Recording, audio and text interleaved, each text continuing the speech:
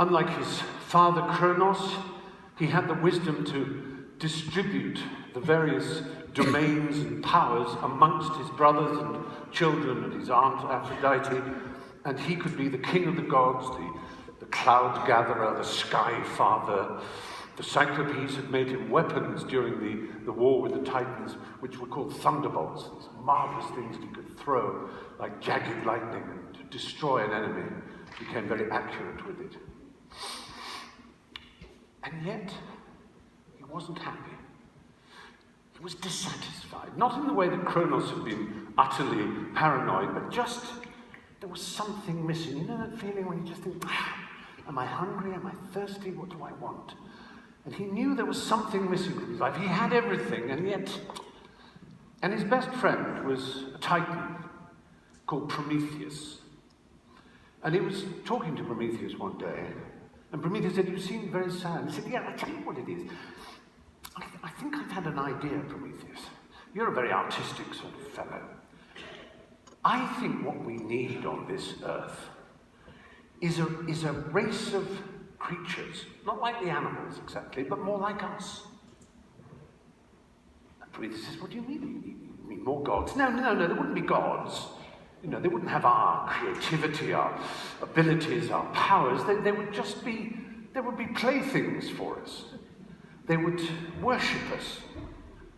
Prometheus thought, do you think Hera would like that idea? Because, and Zeus said, "That's a very good point. Let's just make male ones. Because I don't think Hera would approve of any females. But you do it. You're very good with your hands." And Prometheus begins to like this idea. He says, I know where I'll go. Come with me, Zeus.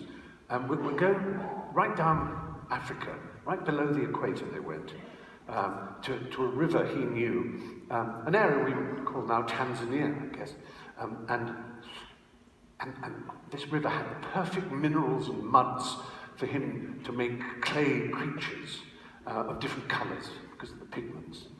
And he said to Zeus, "What I need from you is, you see that dried up water hole? You hawk up, you spit into that.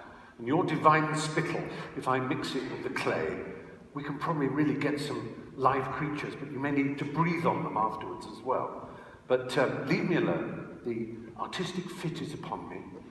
Come back in the evening, and I should have something for you." And Zeus says, "Okay." And Prometheus sets to work. He kneels down, he gathers up the clay, and he makes these creatures. And he uses the various pigments around this magical area of river. And so he makes them sort of the same colour as the gods, really, a sort of bronzy, olive-coloured, dark skin. But then he makes some that are more ivory and rose, and other ones that are more yellowy, and other ones that are almost blue-black, and some that are brown, and some green, and purple, and blue, which he's very fond of. And he lays them down on the bank, and the sun bakes them from a sort of state known as cheeseware, if you know your ceramics, to a state known as biscuitware, where they're sort of harder, and they're beginning really to solidify. And he hears Zeus coming, and the sun is setting, and they're all ready. All they need now is some divine breath.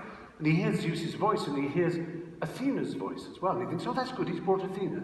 That's very appropriate. She can breathe on them, and her wisdom will be a wonderful attribute for these creatures that I've made." And Prometheus, by this time, is incredibly excited. He feels creative. He's made something.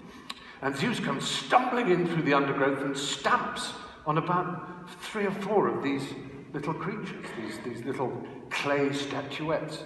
And Prometheus is furious. "Look what you've done, you clumsy oaf!" Athena's astonished. Nobody calls Zeus a clumsy oaf. But Prometheus is his best friend, and Zeus realizes with a guilty look that he has broken some of them. He says, "Well, never mind." He says, admittedly, I have broken those, but, you know, we've still got the other ones. We won't have blue, purple, and green ones. We'll just have the other colours."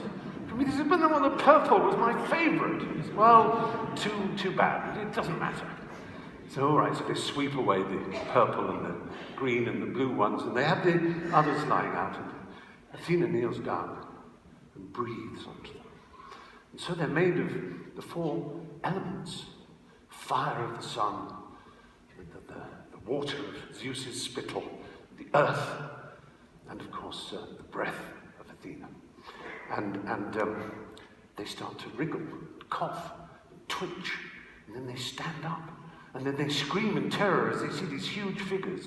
And Prometheus says, no, we must become smaller, we're frightening them.